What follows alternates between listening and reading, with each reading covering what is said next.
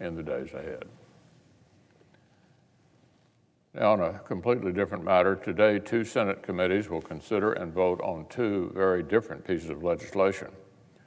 Over in the Russell Building, the Environment and Public Works Committee just approved a bipartisan bill led by Chairman Carper and Ranking Member Capito to invest in better roads and bridges for the American people. This would be the first major action on surface transportation since the FAST Act 6 years ago. It would raise baseline funding for roads and bridges to an all-time high, and as expected, our colleagues just reported this bill out unanimously, 20 to nothing. That is legislating done right. Our colleagues are modeling the approach that would let Congress build a successful big-picture infrastructure bill later this year. Meanwhile, in the Hart Building, the Finance Committee will spend its afternoon marking up a left-wing partisan bill written fully within the spirit of the Green New Deal. Maximum pain for working American families in exchange for minimal environmental gain. Under the guise of Clean Energy for America, Chairman Wyden is leading the charge against the most reliable and affordable ways to power our country. The legislation he's drafted is full of the sort of policies that would increase the price of gas at the pump, hike the tax burden on independent American producers, of course, killing jobs, discourage the industry-led innovations have already been reducing emissions without hurting workers, and drag the United States away from energy independence back toward reliance on imports from places like Russia, Venezuela, and the Middle East. In exchange, the bill would have ordinary Americans subsidize the lifestyle preferences of wealthy people in places like New York and San Francisco. So, one committee unanimously approved a smart, targeted, bipartisan approach to key infrastructure projects that America needs, and another will consider a partisan descendant of the Green New Deal that would raise taxes, probably raise gas prices, and leave us with a less reliable electricity grid. Really, this contrast is a fork in the road that the Biden administration is facing writ large. Which route to take? A lonely road leading to the far left versus a mainstream bipartisan road leading straight ahead toward practical policies that make Americans' lives actually better. The Senate knows how to walk that road. This last highway bill passed the Senate with 83 votes. Just last month, we passed a water infrastructure bill with 89 votes.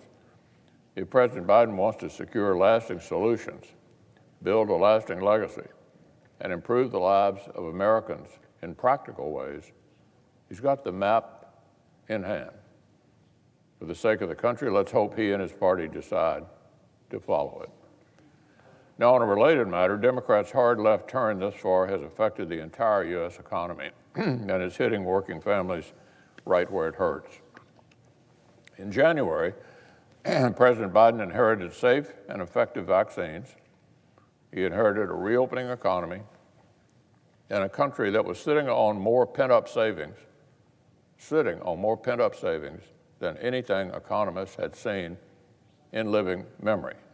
That was the condition of the country when the president took office. But Democrats had already dreamt up a massive, record-shattering Washington spending spree. Like one House Democrats admitted way back at the start of the pandemic, liberals saw the crisis as a tremendous opportunity to restructure things to fit our vision. A tremendous opportunity to restructure things to fit our vision. Democrats had already decided to run up the American people's credit cards no matter what. Their first purchase was a $1.9 trillion excuse for a COVID bill that Democrats rammed through on a party line vote. Even liberal economists, even former advisors to President Clinton and Obama, cautioned that the Democrats' bill was way larger than the remaining hole in our economy, badly tailored, and might well cause inflation.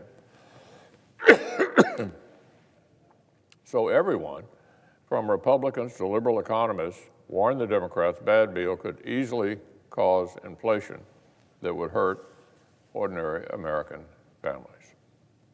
Well, look where we are today. Where are we today? We just got the most dramatic monthly inflation report in over a decade.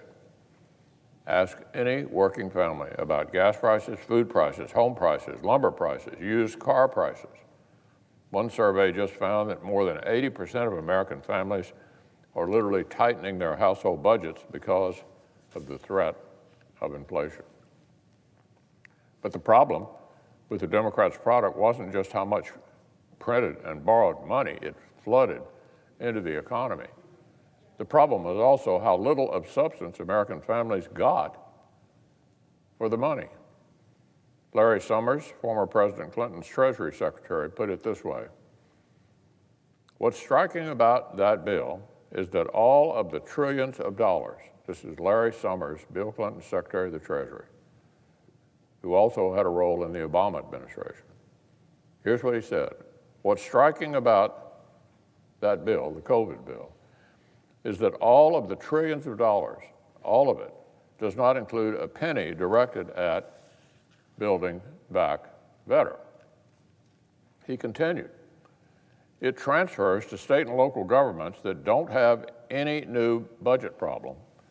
It's paying people who have been unemployed more in unemployment insurance than they earned when they were working.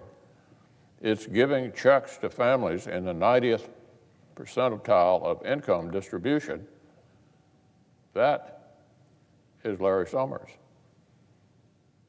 He's a Democrat. He's a friend of the administration. The Democrats' hard left turn has already hurt our economy. But they still seem to think that massive bill should only actually just be the appetizer. Just the appetizer. The administration proposed a total of about $7 trillion. $7 trillion of spending in its first few months in office. That absurdly overpriced COVID package would actually be the cheapest of the three massive bills Democrats actually want to pass. For some perspective, about $7 trillion is considerably more money in inflation-adjusted terms than America spent fighting and winning World War II. The Biden administration wants to tax, borrow, and print more money than America spent on World War II to finance a grab bag of miscellaneous liberal programs that would further jack up prices on the things families actually need to buy. It took less money to win a global war than these Democrats want to spend on a hodgepodge of stuff like electric cars and welfare programs. $7 trillion. $7 trillion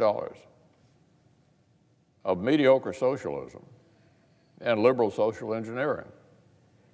No serious expert thinks this is what our economy actually needs. No wonder.